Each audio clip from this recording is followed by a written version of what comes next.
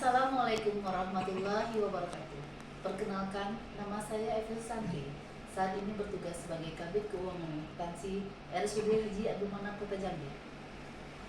Mata pelatihan manajemen penganggaran, manajemen risiko, dan manajemen kinerja. Saya mengambil judul penyusunan penganggaran sebagai bagian dari manajemen risiko di lingkungan bidang keuangan dan akuntansi RSUD Haji Abdul Manap Kota Jambi. Berdasarkan Peraturan Menteri Dalam Negeri Nomor 79 Tahun 2018 tentang Badan Layanan Umum Daerah pada bab 5 mengenai perencanaan dan penganggaran Badan Layanan Umum Daerah, pasal 58 mengenai UPTD Dinas Badan Daerah yang menerapkan BLUT menyusun RBA mengacu pada Rensra. RBA sebagaimana ayat 1 disusun berdasarkan anggaran berbasis kinerja, standar satuan harga, kebutuhan belanja, dan kemampuan pendapatan yang diperkirakan akan diperoleh dari layanan yang diberikan kepada masyarakat, hibah, hasil kerjasama dengan pihak lain dan atas hasil usaha lainnya, APBD, dan sumber pendapatan lainnya. Pasal 62 mengenai RBA sebagaimana dimaksud dalam pasal 59 ayat 1 diintegrasikan, dikonsolidasikan, dan merupakan kesatuan dari RKA.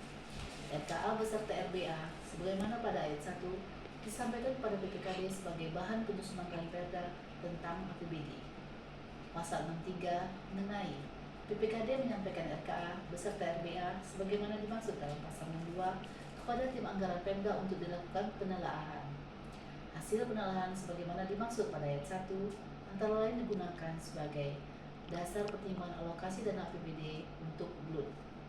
Dalam rangka mencapai tujuan bidang keuangan dan akuntansi RSUD Haji Abdul Manap Kota Jambi, terdapat beberapa langkah dalam penyusunan anggaran, di antaranya menyusun Rensra BLUT RSUD Haji Abdul Manap Kota Jambi, penetapan pagu pendapatan dan belanja, penyesuaian alokasi anggaran, membuat nota dinas usulan anggaran kepada kepala daerah melalui dinas kesehatan.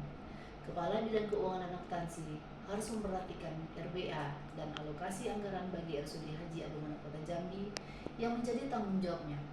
Kepala bidang juga harus memastikan output dan kinerja yang termuat dalam RBA apakah telah sesuai dengan output kinerja yang harus dihasilkan sesuai dengan kontrak kinerja atau IKU organisasi yang dibebankan pada unit kerja yang dipimpinnya. Kepala bidang harus memastikan ketercukupan anggaran dan kesesuaian anggaran dengan rencana kerja dan kebutuhan proses untuk menghasilkan output atau kinerja organisasi. Kepala bidang juga bertanggung jawab dan menyusun strategi agar penggunaan anggaran untuk mencapai kinerja dapat dilaksanakan secara efektif dan efisien. Apabila ada ketidaksesuaian, maka segera diajukan revisi dalam batas aturan yang dimungkinkan. Dalam penyusunan anggaran, harus diperhatikan pihak-pihak yang terlibat dalam penyusunan anggaran tersebut. Pihak-pihak yang terlibat dalam penyusunan anggaran tersebut adalah pihak prinsipal, atasan, dan bawahan. Dengan komunikasi yang baik dalam penyusunan anggaran, maka bawahan bisa mengetahui kendala-kendala yang terjadi. Pada bawahan menyangkut sistem penganggaran. Partisipasi dalam penyusunan anggaran dapat memberikan kesempatan kepada bawahan untuk dapat ikut serta menentukan bagaimana anggaran dapat disusun sesuai dengan sasaran anggaran pada bidang masing-masing.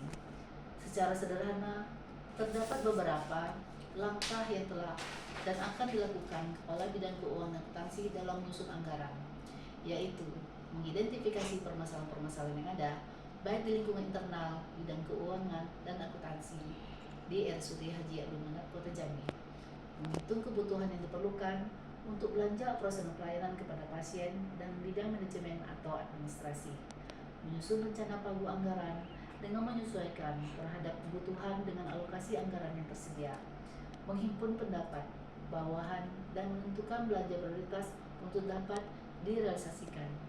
Demikian, terima kasih. Assalamualaikum warahmatullahi wabarakatuh.